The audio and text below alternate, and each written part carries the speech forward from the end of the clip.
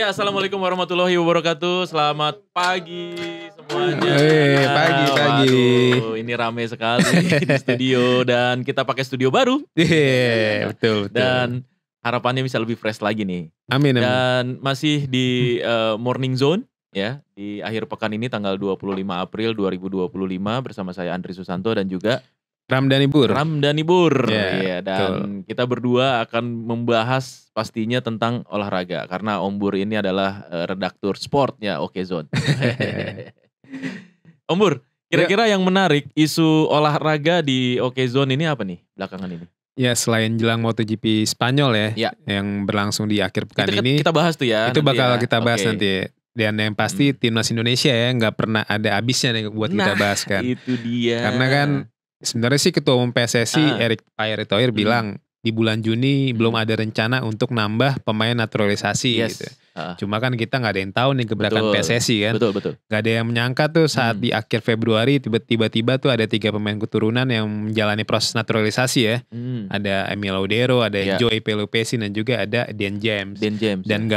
Dan nggak nutup kemungkinan bisa jadi di nanti nih di Mei atau di pasti di bulan Mei, periode bulan Mei. Karena kita tanding melawan Cina di bulan Juni ya kan. Bisa jadi di bulan Mei nanti ada pemain naturalisasi baru. Sebenarnya sih udah terlihat tanda-tandanya nih. Ini dia nih yang kita tunggu-tunggu nih, Okezoners. Kan?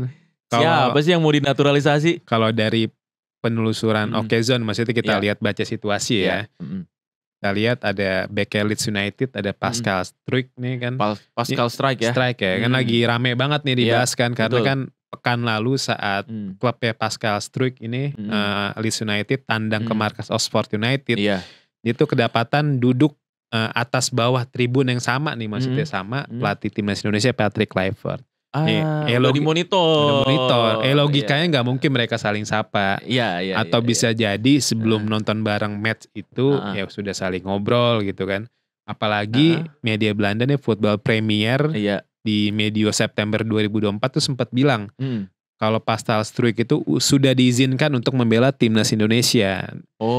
Jadi itu dari pundit Belanda sebenarnya udah banyak yang ngomong kalau Pascal Struijk itu udah boleh buat bela timnas. Jadi media Belanda ini tuh Football Premier tuh kayak punya kedekatan sama pemain-pemain keturunan kita di Belanda. Sebelumnya mereka juga sudah spill oleh Romeni, Kevin Dix. Nah itu yang spill dia tuh. Yang spill dia dan benar kan. Dia bilang September, dia bilang oleh Romeni dan Kevin Dix bakal menjalani proses naturalisasi sebagai WNI. Kejadian. Di bulan Oktober Kevin Dix, di bulan November oleh Romeni datang dan akhirnya proses naturalisasi kan. Nah makanya Pascal Struijk ini ada potensi jadi salah satu pemain selanjutnya ya yang bakal memperkuat timnas Indonesia. Padahal sebenarnya Pascal ini kan di awal kan bilang saya nggak apa-apa membela timnas Belanda, tetapi adik saya nanti Rafael yang akan membela timnas Indonesia kan gitu ya. Awalnya dulu gitu kan, jadi kita bagi-bagi nih gitu adik kakak nih gitu. Tapi sekarang kayaknya udah mulai tertarik tapi sebenarnya nggak ada hubungan darah itu mas.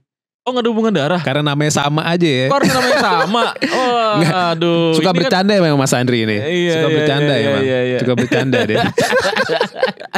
Jadi gak ada hubungan darah? Gak ada hubungan darah. Kalau Eliano sama Tijani kan ada omongan itu kan.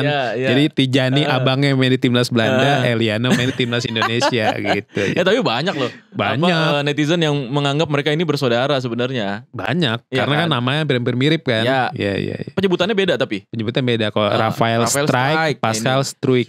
Karena kan ada Pascal Struijk. Oke. Berarti saya Struijk, betul.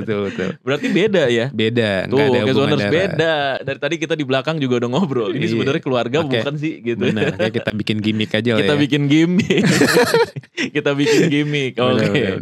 Nah, yang menarik sebenarnya ini akan menjadi puzzle yang terpenuhi akhirnya di belakang timnas ya katanya ya. Benar. Karena kan dalam pola 3-4-3 racingnya Patrick Kluivert nih. Sebenarnya kita sudah punya Justin Hubner ya di back tengah sebelah kiri. Cuma kan ya seperti kita tahu Justin Hubner tuh belum main di level profesional. Dia masih main di kategori U21. Nah beda halnya dengan Pascal Struijk yang sudah main di Premier League. Dia punya 85 caps di Premier League bersama Leeds United. Dan per musim depan juga dia bakal main di Premier League lagi. Karena Pascal Struijk baru saja mengantarkan Leeds United promosi ke kasta teratas sepak bola Inggris. Jadi makanya nih hal yang luar biasa kalau timnas Indonesia bisa dapetin Pascal Struijk yang mana punya nilai harga pasar mencapai 15 juta euro. Nah, yang jadi komposisi Om Bur, kalau misalnya Pascal Struijk ini bisa masuk ke timnas kita. Nah, ini kira-kira siapa yang menjadi lini belakang timnas nih? Ya, yang pasti saya melihat dalam pola 3-4-3 Racing Patrick Kluivert di posisi 3 back sejajar nih ya.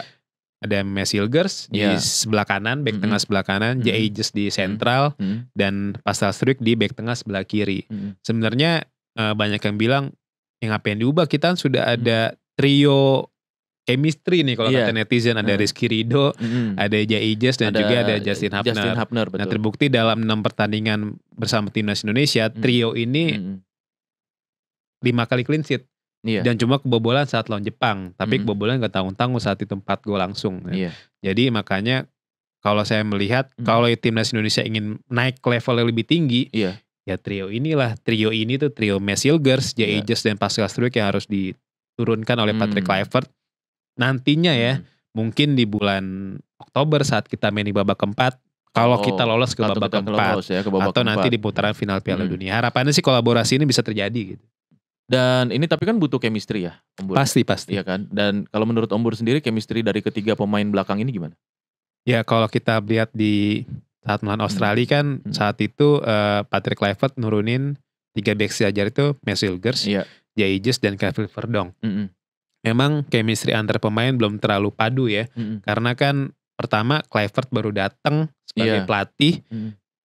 Yang kedua pemain juga hanya punya waktu 2 hari untuk saling latihan. Maksudnya untuk saling memahami satu sama lain. Jadi ya itu wajar lah. Karena di saat melawan Australia back kita kocar-kacir ya. Karena saat itu permainan kita garis pertahanan terlalu tinggi. Jadi pemain Australia tinggal umpan-umpan terobosan aja. Dan itu kelar lah kita. Makanya di pertemuan kedua garis pertahanan kita agak rendah, dan itu ini melawan Bahrain. Nah, makanya Patrick Kluivert sudah mencari sudah mendapatkan solusi lah ya untuk bagaimana menguatkan pertahanan timnas Indonesia. Nah, makanya sebenarnya kalau masalah chemistry kan Hilgers, Ijs dan Struijk ini sempat main di kompetisi yang sama ya, sama-sama pernah bermain di Eredivisie. Jadi secara bahasa mereka juga sama. Satu lagi mereka juga punya kualitas kan. Betul. Jadi seharusnya kalau sudah rutin latihan bareng ya nggak ada masalah. Benar-benar. Dan memang ini menjadi racikan yang nantinya akan bisa menambah kekuatan timnas Indonesia ke depannya. Betul. Harapan seperti itu ya. Tapi nggak cuma Pascal nih katanya. Nah betul. Karena kan menurut akun-akun scouting ini kan ada beberapa pemain yang sudah menyatakan siap untuk membela timnas Indonesia. Pertama ada kipernya FC Volendam nih.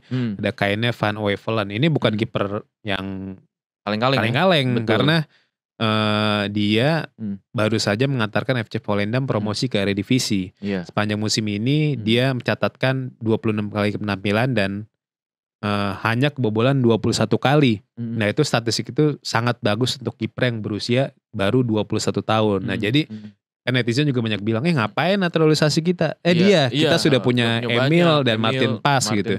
Nah, cuma ya ini untuk jangka panjang. Karena ketika Emil Audero dan Martin Pas nanti sudah mulai menua, masih ada Kaine van Wevelen ini. Satu lagi dan juga Kaine ini bisa kita manfaatkan untuk timnas U23 ya kan.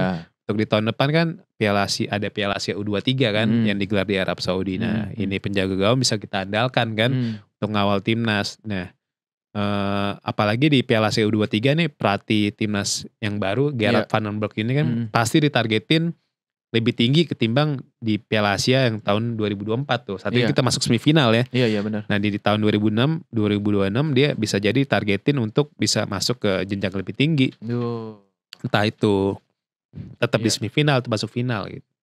Dan ini bisa menjadi amunisi baru sebenarnya untuk pasukan Patrick ya. Ya selain Kaine juga ada. Tapi kok belakang mulu ya? Depannya mana nih? Makanya ya.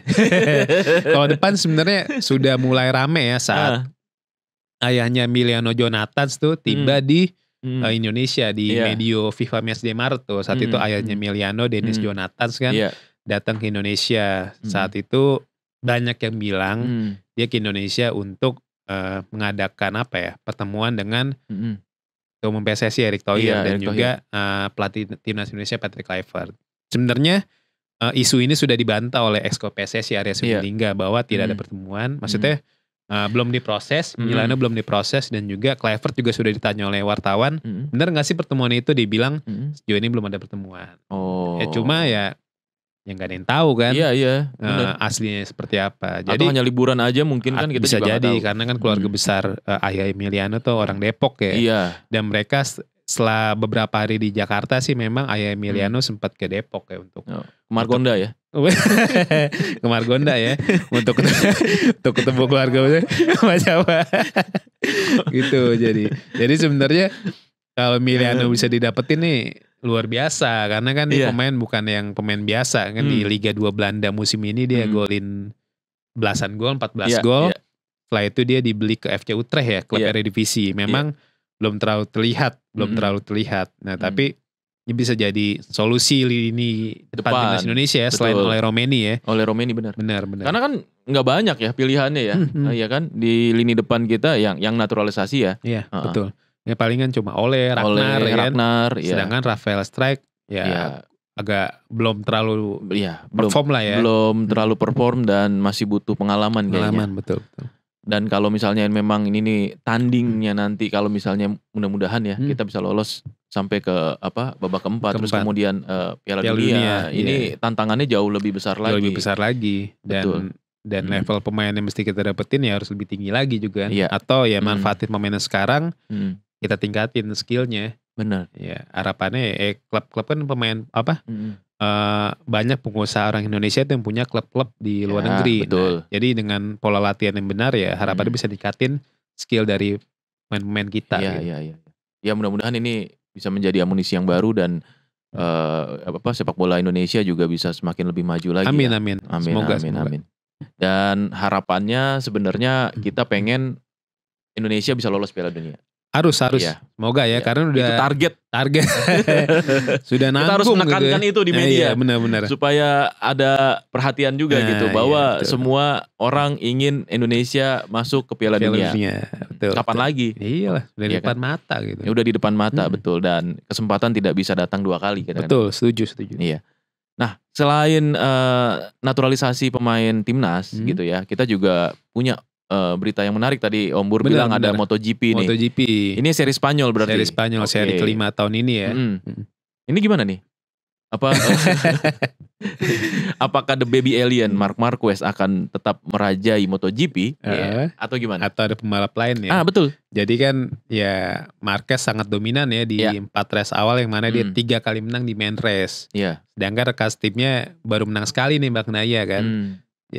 Jadi tapi di sisi lain Bagnaia juga dalam 3 musim terakhir selalu menang di MotoGP Spanyol. Makanya kita ulasannya ini sangat menarik untuk kita bahas nih ya. Betul.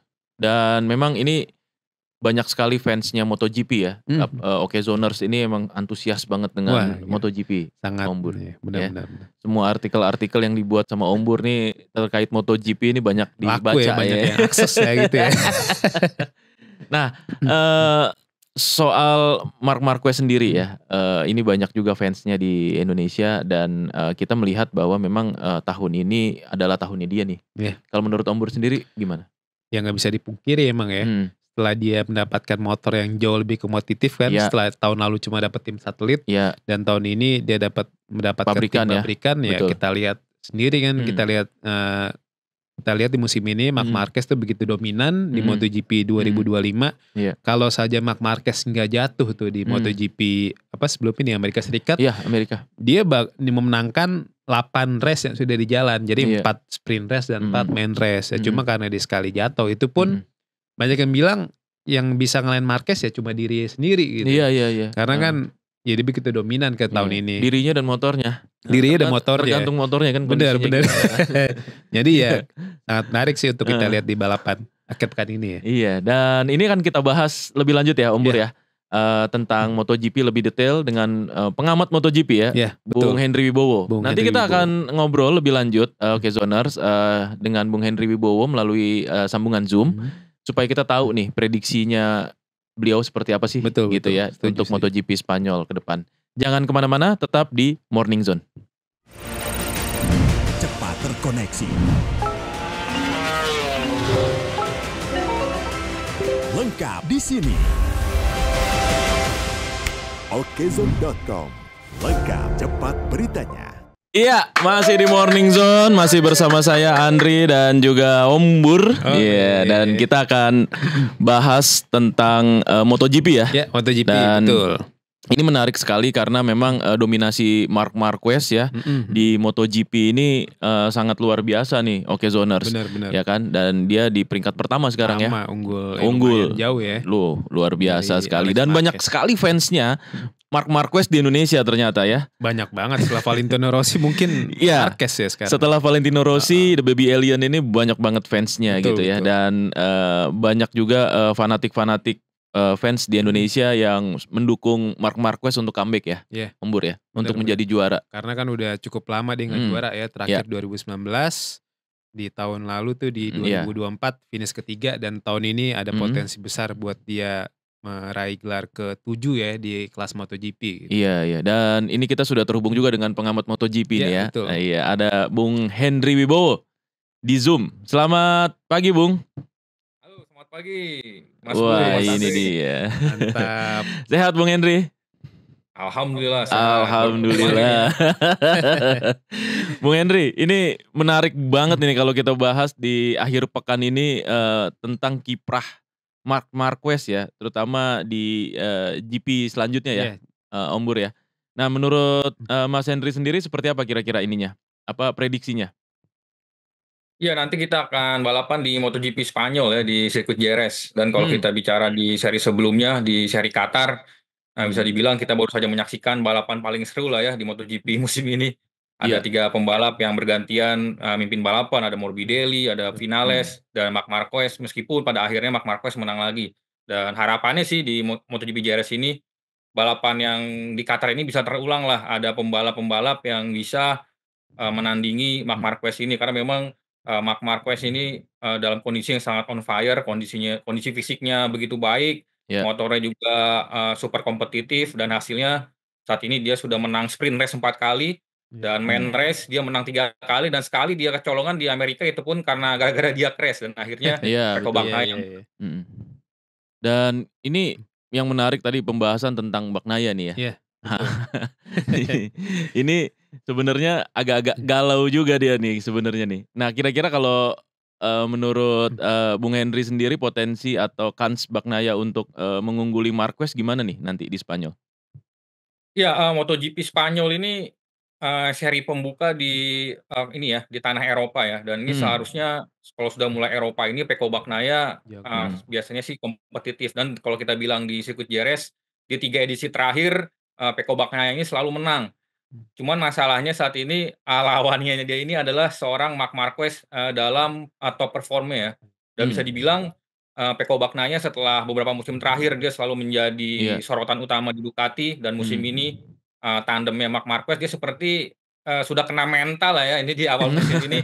Karena tiba-tiba ada seorang monster yang datang langsung bisa menjadi sorotan utama tim, dan bahkan bisa dibilang Ducati pun mau nggak mau sekarang meskipun di semua komentar selalu bilang selalu equal ya antara Marquez dan Pecco, dan bisa bilang saat ini sorotannya sudah mulai ke Marc Marquez juga, karena memang keberhasilan Marc Marquez di 4 seri ini sangat luar biasa ya. Dan seharusnya di Jerez ini kesempatan besar lah ya untuk Pecco bisa kembali meraih kemenangan, karena kalau jika sampai di Jerez ini dia kembali kalah lagi, mentalnya bakal semakin kena banget nih Pecco Bagnaia. Itu dia tuh.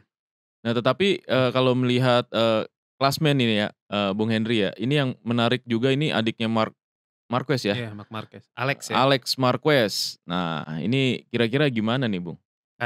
Kans Alex ya. Ini juga yang digadang-gadang bisa bisa menyaingi Marc Marquez dan juga Bagnaia nih. Iya, Alex Marquez juga pembalap yang sangat konsisten ya di awal musim, dan kemarin di Qatar pun sebenarnya dia punya potensi untuk setidaknya bisa podium, sebelum akhirnya dia kemarin balapannya agak ugal-ugalan lah gitu lah ya, dia punya masalah dengan Fabio Di Giannantonio, dan akhirnya juga finish-nya tidak ada di top 3. Tapi di Jerez ini lagi-lagi sirkuit yang ini ada kan jadi home race-nya Alex Marquez ya, ini balapan di kandangnya Alex Marquez, dan secara layout pun dia tentunya sudah mengenal banget lah sirkuit Jerez ini. Dan satu lagi nilai plus adalah dibandingkan dengan Marc Marquez atau Pecco Bagnaia ini, Alex Marquez terbilang lebih nothing tulus lah ya. Karena memang dia tidak berstatus sebagai favorit untuk menjadi juara dunia, tapi punya potensi untuk, bisa bersaing di papan atas karena memang motor Ducati Desmo 11 di tahun ini pun sebenarnya antara pabrikan dan juga tim satelit semuanya mirip-mirip semua nih. Jadi Iya. Iya tinggal ya. bagaimana, skill pembalapnya dan tentu, Mhm. strategi dan juga kesiapan lah ya di setiap race-nya. Kalau dari peluang nih Mas Henry nih, kan Alex Marquez dan Bagnaia ada potensi ya untuk yang mempersulit Marquez di balapan di Mhm. MotoGP Spanyol. Nah selain Alex Marquez dan Bagnaia ada nggak sih Mas Henry, pembalap yang berpotensi menang untuk paling nggak yang ngalahin Marquez di Iya MotoGP benar. Spanyol Mhm. akhir pekan ini? Ya gua, harapannya jujur sih ada muncul pabrikan lain selain Mmm, Ducati ya, ini iya. harapan gua dan mungkin fans MotoGP lain lah Ini sejak 6 seri 6 pertama ya, pembalap karena Ducati semua ya? Iya betul. betul, dan bahkan kalau Heeh. dihitung dari seri pertama sampai seri kemarin di, Qatar, Qatar, itu semua iya. Iya. podium dari sprint race sampai main race ini Ducati selalu menjadi semua ya? milik para pembalap Ducati. Iya Iya betul iya iya. betul. Ini berarti kan dominasinya lebih ngeri dari tahun lalu ya, meskipun Iya, jumlah Betul. motornya sudah berkurang dari 8 ke Mhm. 6, tapi ternyata heeh. dominasinya, Nggak malah tambah berkurang ngeri. ya? Tapi Iya kalau iya. kita bicara kemarin di Qatar ya, Iya. ada Mhm. indikasi bahwa motor KTM ini sudah improve ya. Kemarin Mmm, Vinales Mhm. sempat di iya iya. podium kedua, tapi sayangnya dia melanggar regulasi Ban tekanan ya? ban ya, Iya. Iya. sehingga harus mendapat penalti dan Mhm. akhirnya harus finish di luar top 10. Mhm. Dan diharapkan di MotoGP Spanyol ini ada pembalap KTM lagi lah yang bisa, muncul di depan. Dan tidak hanya Vinales, sebenarnya Pedro Acosta di tahun lalu itu di MotoGP, Mhm. Spanyol ini cukup baik, rekam jejaknya. Mmm. Dan khusus untuk Pedro Acosta, dia bilang di awal musim ini dia bermasalah dengan motornya, yaitu ada tethering ya, atau ini Mmm, getaran yang terlalu agresif di motornya. Tapi Mhm. di kemarin di Qatar itu Pedro Acosta bilang masalah itu sudah hilang dan semoga di MotoGP Iya. Spanyol ini para pembalap KTM, bisa berbicara banyak ya, karena secara skill pun KTM ini punya, pembalap yang bisa bersaing juga untuk meraih kemenangan. Selain ada Pedro Acosta, ada Vinales, juga ada, Brad Binder ya, yang sebenarnya di tahun Iya. lalu pun, cukup sering jugalah mencuri podium. nah Dan heeh. iya. Nah ini Mas Henry, apa, Aprilia nih bagaimana nih? Nah, Karena kan iya iya benar. nah dia kan sebenarnya punya 2 pembalap top ya, Jorge Betul. Martin dan Marco Bezzecchi. Cuma kan Mhm. Jorge Martin ya ada kendala cedera ya. Sang juara Mhm. bertahan ini belum pulih lah dan Iya. akhirnya dipastikan absen di balapan akhir pekan ini. Sedangkan Marco Bezzecchi nih yang musim lalu atau 2 tahun lalu lah, agak bagus bersama tim Valentino Rossi tapi di tahun ini masih agak melempem. Nah, penyebabnya apa sih kira-kira Mas Henry? Kenapa Mhm. Marco Bezzecchi dan Aprilia ini belum klop gitu, belum kelihatan klop gitu? Iya. Iya, ini sebenarnya bisa dibilang, kekecewaan terbesar lah ya Aprilia ya, karena Iya. Iya di iya. tahun lalu Aprilia tadi seperti Bur bilang juga, Mhm. cukup sering ya bisa Mmm, bersaing di, front row, ada Alex Espargaro dan juga iya. Vinales ya. Dan Mhm. untuk, masalah Aprilia ini bisa dibilang, cukup pelik banget karena memang dia di awal musim ini, 2 pembalapnya ganti, ada Bezzecchi dan juga Jorge Martin, dan semakin bermasalahnya adalah sebenarnya sorotan utamanya ada di Jorge Martin ya, kan Mmm, harapannya Aprilia terhadap Jorge Martin ini sangat besar sekali, tahun lalu jadi juara betul. dunia, tapi dia datang dalam kondisi sama-sama kita tahu di pramusim, di tes pramusim Malaysia dia crash, terus saat persiapan menuju ke seri pertama di MotoGP Thailand dia cedera lagi dan akhirnya Ah. Iya. bahkan Mmm, harus absen 3 seri. Lalu Mhm. yang naasnya lagi saat comeback di MotoGP Qatar, dia kembali mengalami crash dan kemarin crash-nya cukup lumayan parah ya, Parah, iya iya sempat betul. betul. terlindas oleh Fabio Di Iya Giannantonio Antonio dan ya. bahkan Mhm.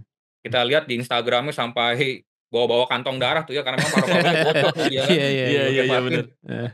Dan beruntunglah, bahkan ayahnya Marco Simoncelli, Paolo Simoncelli itu bilang, Mhm. kalau kejadiannya hanya beberapa sentimeter lebih dekat lagi tuh mungkin ceritanya bakal berbeda tuh Iya, kemarin. Betul betul. amit-amit ya. Iya Tuh, itu apa ya, tragedi Simoncelli itu bisa Mhm. terjadi itu ya, Bung, ya? betul. Mhm Dan inilah mhm. yang membuat Aprilia seperti kehilangan, fokus lah ya di Iya. awal-awal musim ini Iya karena iya. terlalu banyak, rintangannya, terlalu banyak tantangannya dan Marco Mhm. Bezzecchi ini sebenarnya juga, di musim lalu performanya sudah jauh menurun ya, Iya, bersama Mhm. betul dengan betul. VR46 dia bahkan Mhm. bisa dibilang di beberapa race, lebih jelek dari Fabio Di Gian Giannantonio rekan Antonio. setimnya Iya. ya. Padahal Mhm. dia di pabrikan atau di, VR46 dia lebih lama dibandingkan Fabio Di Gian Giannantonio Antonio. dan saat pindah ke Aprilia pun proses adaptasinya tidak, terlalu baik juga dan semogalah karena memang harapan kita semua ada banyak pabrikan lah ya yang bisa mengalahkan Ducati dan Iya. kebangkitan Aprilia ini sangat ditunggu-tunggu lah oleh fans MotoGP.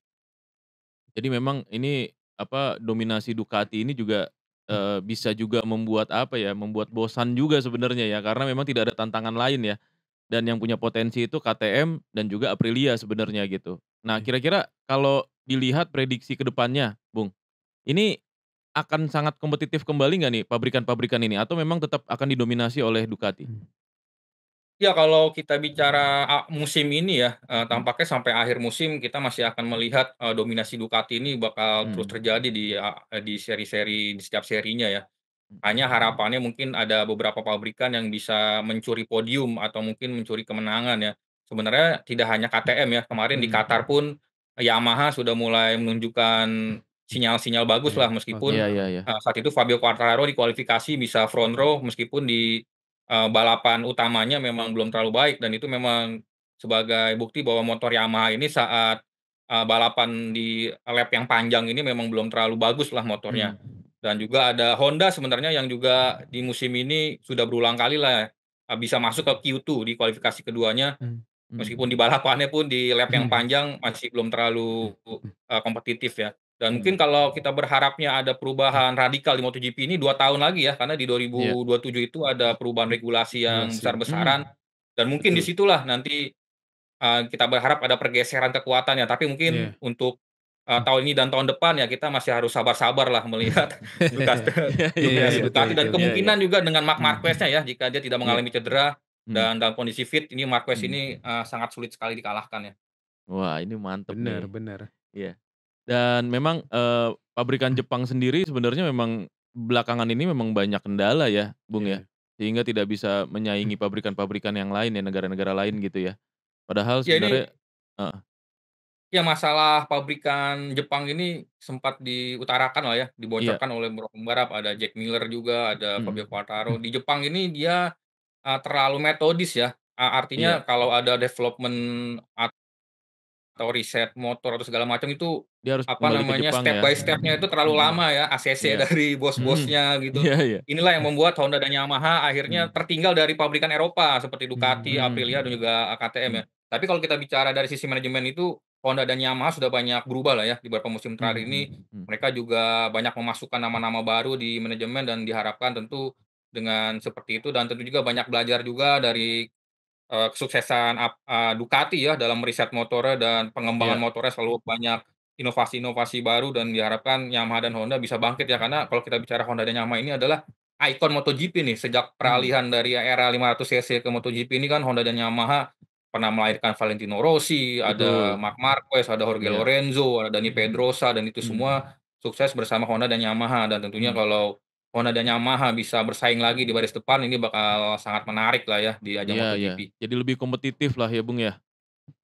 Betul. Dan ini pertanyaan terakhir ya, Iya. Om Bur ya, kita mau tahu nih sebenarnya, prediksi, Bung sendiri, dari balapan nanti nih di Spanyol ini kira-kira siapa yang naik Menang. podium? Mhm.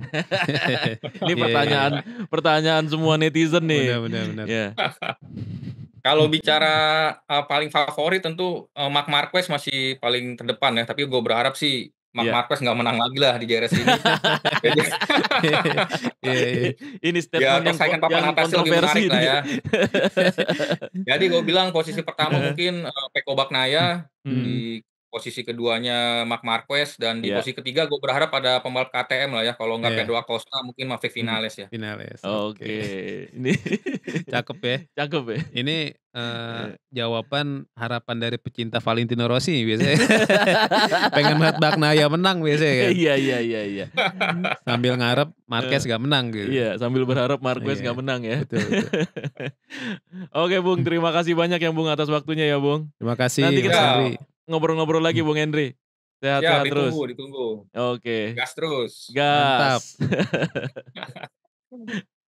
Waduh ini menarik nih ya, apa prediksinya tuh di luar ini ya, di luar, prediksi BMKG nih.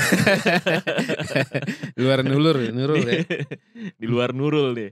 Tapi ya kalau kita berkaca juga ya dengan apa, MotoGP Mhm. yang saat ini memang kalau terlalu dominasi dengan satu pabrikan itu juga, akhirnya menjadi tidak Nggak menarik menarik ya. untuk ditonton ya. Bener, karena kan Heeh. ya itu udah terjadi di Formula One kan. Betul, Formula One iya. di era Mhm, 2000-an tuh iya. Ferrari begitu Mhm dominan, mhm. setelah di awal 2010-an sempat Iya, ada Mercedes tuh. betul. Mercedes dan setelah eranya Brown GP, setelah itu Red Bull, Mercedes dan sekarang kan eranya nah sekarang udah mulai bersaing lagi nih, Verstappen udah mulai dapat persaingan dari tim-tim pabrikan lain. Nah maksudnya hal seperti yang terjadi di F1 tuh harapannya nggak berlaku di MotoGP sih. Iya sih, benar-benar. Dan ini juga akhirnya kan menjadi tontonannya jadi lebih jauh menarik Lebih jauh menarik, dan betul. lebih seru. Tapi ini pertanyaan sebelum kita closing nih. Oke Zoners nih, kalau dari Om Bur sendiri sebagai pemangku kanal olahraga di Okezone. Ya. Nah, prediksinya MotoGP Iya, nanti di Spanyol gimana? Ya, saya sih melihat memang dari rekam jejak memang Bagnaia sangat dominan ya di 3 race terakhir. Maksudnya 3 race terakhir tuh di balapan di MotoGP Spanyol di 3 tahun terakhir. Ya berkaca dari situ, ya saya melihat peluang Bagnaia untuk menang sangat besar. Ya dia bisa menang, kemungkinan bisa menang dan disusul Marc Marquez dan ketiga bisa Franco Morbidelli mungkin. Karena kan Morbidelli itu di balapan terakhir di Qatar sempat nyodok kan ya. Dan akhirnya finish ketiga dan di balapan sebelumnya juga finish ketiga. Jadi ada peluang juga pembalapnya tim Valentino Rossi ini VR46 bisa finish ketiga mengekor Marquez dan Bagnaia. Nah, dengan begitu otomatis komposisi klasmen juga pasti akan bergeser ya? Pasti bakal bergeser. Cuma ya dominasi gitu. Marquez masih di atas. Sekarang kan jarak poin Marquez dan Bagnaia jauh kan 20-an poin lebih kan. Jadi memang Bagnaia harus lebih bersabar sih. Jadi mumpung musim masih panjang ya PR Bagnaia nih satu. Jangan buang-buang poin di sprint race. Karena tahun lalu tuh dia kehilangan banyak poin di sprint race. Di saat bersamaan Jorge Martin menang terus di sprint race. Jadi sedangkan di main race sebenarnya Bagnaia jauh lebih superior ketimbang Jorge Martin. Cuma karena dia lebih sering banyak poin di sprint race, ujung-ujungnya ya Jorge Martin yang juara. Jadi PR Bagnaia nih jangan cuma bagus di main race. Nah sebaiknya di sprint race nih yang balapannya lebih pendek. Iya juga harus bisa dapat poin perform juga sih. Iya, oke deh. Oke Zoners, kayaknya udah komplit banget ini diskusi kita. Yang pertama tadi soal timnas ya. Betul. Nah, terus kemudian juga persiapan melawan China, ya kan. Terus kemudian juga MotoGP Spanyol yang akan berlangsung akhir pekan ini. Dan ini ulasan yang sangat lengkap nih Om Bur ya. Thank you banget udah main kesini. Terima kasih banyak Mas Andri. Oke Zoners, kita ketemu lagi minggu depan ya di hari Senin. Selamat akhir pekan, selamat berlibur. Wassalamualaikum warahmatullahi wabarakatuh.